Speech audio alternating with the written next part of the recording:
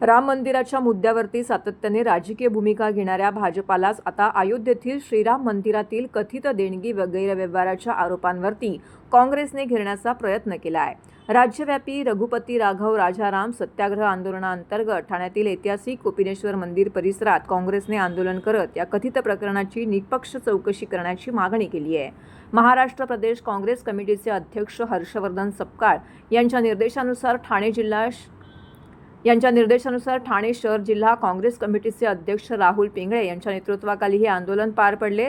सकाळी शेकडो पदाधिकारी कार्यकर्ते कोपिनेश्वर मंदिर परिसरातील राम मंदिरात एकत्र आले होते। पांढऱ्या टोप्या परिधान करून त्यांनी रघुपती राघव राजाराम खरा तो एकची धर्म आणि पसायदांचे सामूहिक गायन करत शांततापूर्ण सत्याग्रह केला आहे। यावेळी कार्यकर्त्यांनी भक्तांच्या श्रद्धेवरती केला हल्ला।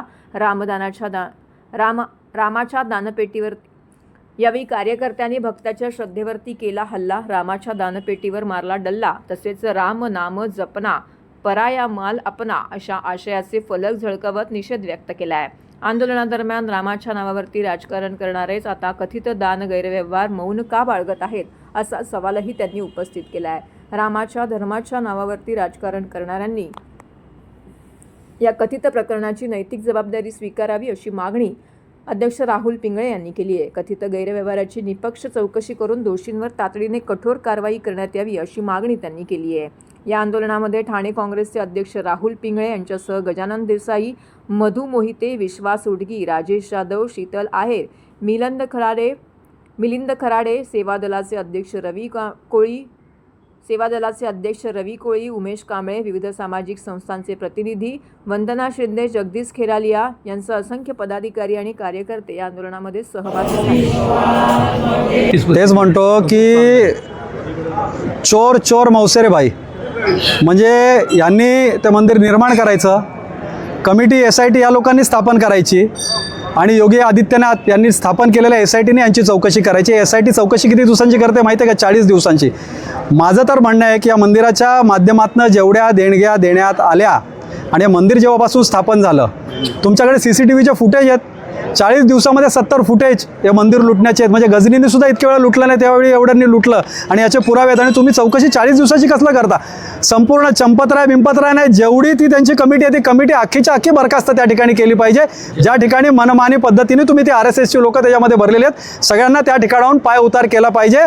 अशा प्रकारची दिखाव्याची चौकशी किंवा 2 साध्या लोकांना तिकडे तुम्ही कारवाई करायची, त्यांनीच 80 लाख रुपये द्यायचे, 80 लाख जमा झाल्याचं दाखवायचं, अशा पद्धतीची धूळफेक आणि दाखवादाखवी जी तुम्ही करताय ना, हे भारतातली जनता कदापि सहन करणार नाही। सर, मुख्यमंत्री एकीकडे विधान करतायत की मला किती शिव्या द्या, मी शिव्याप्रूफ आहे, कसं बघताय? अरे हा मिसिंग मुख्यमंत्री आहे। मिसिंग मुख्यमंत्र्याबद्दल काय बोलायचं?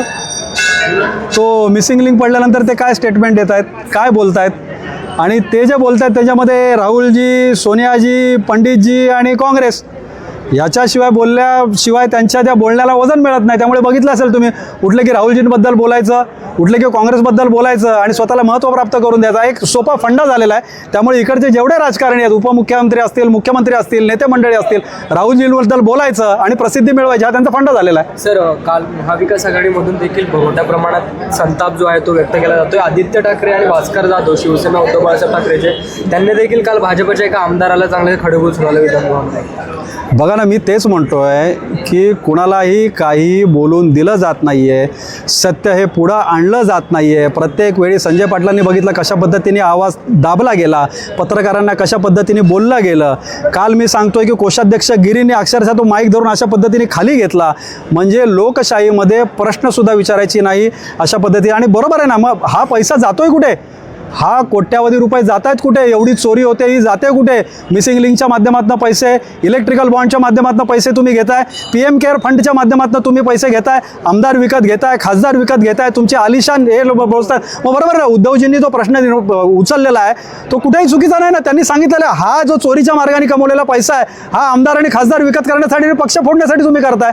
लोकशाही प्रक्रियेत नाही या ना, निवडणुका होऊ दे, दूध का दूध पाणी होऊ दे, पण तुम्ही त्यालाही घाबरताय ना। त्यामुळे ते जे बोलले ते सत्य आणि हीच भूमिका आमची सुद्धा। धन्यवाद सर।